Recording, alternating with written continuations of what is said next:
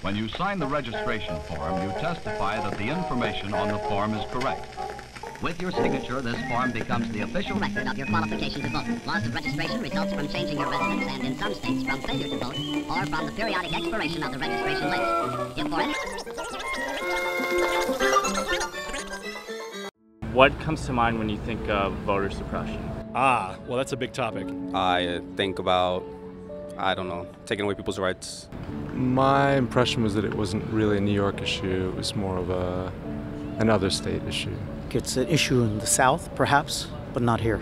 The attempts by a certain majority to keep certain people from voting in a way that would probably take them out of power. Various devices that are used to prevent usually minority ideas or minority persons from expressing their electoral preferences. If you pass a law that says you must have a driver's license to vote, it's gonna impact the communities which happen to be low-income communities of color in places like New York as well, who mostly rely on public transit, who might not necessarily have a driver's license because they don't need one or because they don't want one. In New York, it works differently.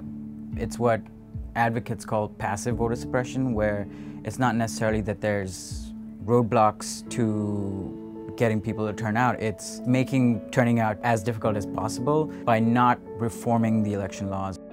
One of the largest blocks of voters in New York City is unaffiliated voters who have no party affiliation. There are twice as many unaffiliated voters as there are Republicans in New York City.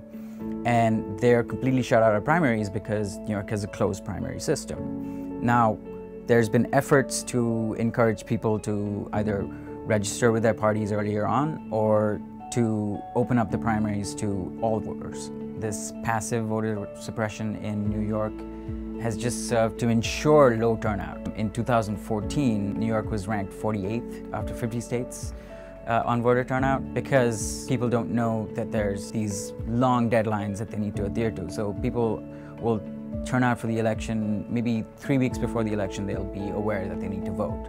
But they might not be aware that they won't be eligible to vote because they haven't changed their party registration, they haven't enrolled, and because of these 3 weeks, 4 weeks deadlines to even register if you're a new voter, people are discouraged and they find that they're being disenfranchised. We're supposed to have a representative democracy in New York City, and if you don't hear the voices of all the people resident in New York City, we are losing our representative democracy, which is not how democracies are supposed to work.